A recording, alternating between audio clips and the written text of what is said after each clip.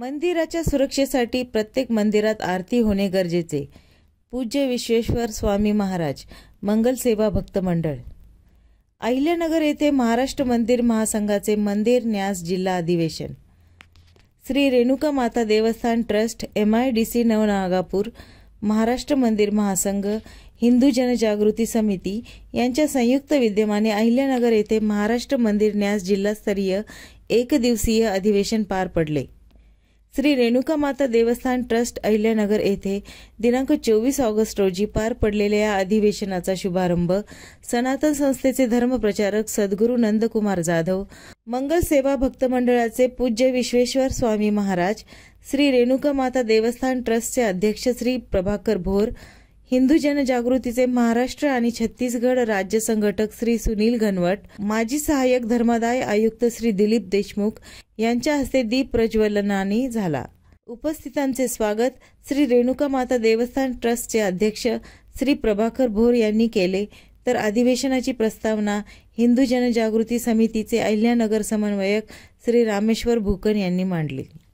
या अधिवेशनाला राहुरी, श्रीगोंदा, आष्टी, अहिल्यानगर, नेवासा, पाथर्डी, संगमनेर, श्रीरामपूर, शेवगाव येथील विविध मंदिरांचे 300हून अधिक विश्वस्त व प्रतिनिधी उपस्थित होते. यावेळी निवृत्त सहाय्यक धर्मादाय आयुक्त श्री दिलीप देशमुख यांनी न्यास नोंदणी तसेच मंदिरांच्या अडचणींसंदर्भात मार्गदर्शन केले. दुपारच्या सत्रात मंदिर विश्वस्तांना मंदिराच्या जमिनीविषयी येणाऱ्या अडचणी याविषयी परिसंवाद आयोजित करण्यात आला. समारोपीय सत्रात मंदिर महासंघाच्या कार्याची पुढील दिशा कशी असावी याविषयी मार्गदर्शन करण्यात आले. समारोपीय सत्रात हिंदू संघटक श्री बापू ठाणगे व हरिभक्त परायण रामदास महाराज क्षीरसागर यांनी उपस्थितांना संबोधित केले.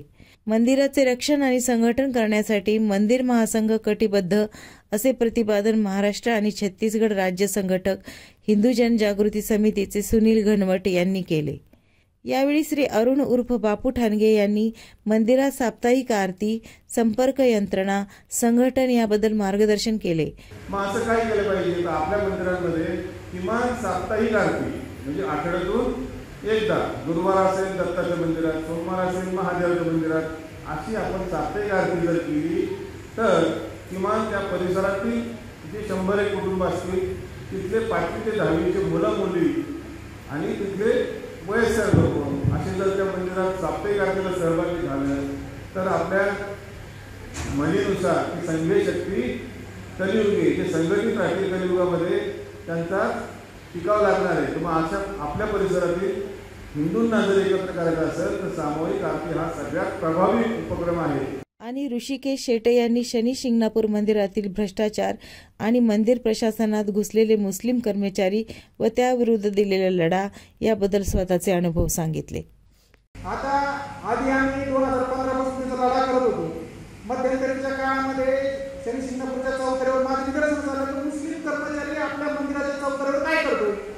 त्यावेळेला मी प्रश्न विचारल्यानंतर त्यांनी ते मंदिरावरून चौतऱ्यावर काढले, परंतु परिसरामध्येच ठेवले. पुन्हा मी एक दिवस मुंबईला असताना मला शनी शिंगणापूर देवस्थानमधून माझ्या मित्राचा फोन आला. त्यांनी सांगितलं की चौतरा सुशोभीकरणाचं काम त्या मुस्लिम ठेकेदाराला देण्यात आलं पुन्हा एकदा. तर त्यावेळेला मी त्या ठिकाणी आवाज उठवला आणि ते कर्मचारी काम लगेच बंद केलं. त्याच्यानंतर 117 मुस्लिम कर्मचारी होते, त्या सर्व मुस्लिम कर्मचाऱ्यांना ते शनी शिंगणापूर देवस्थानला काढायला लावलं. जोपर्यंत तुम्ही या ठिकाणी राहणार नाही त्या ठिकाणी मी मोठं आंदोलन करीन. सर्व आपल्या हिंदू संघटना त्या ठिकाणी जागृत झाल्या आणि त्या संघटनेने त्या ठिकाणी येऊन मला पाठिंबा दिला किंवा त्या हिंदू संघटनेच्या वतीनं आपण त्या ठिकाणी मोठं आंदोलन केलं आणि त्या आंदोलनाला यश येऊन 117 कर्मचारी त्या ठिकाणी काढण्यात आले.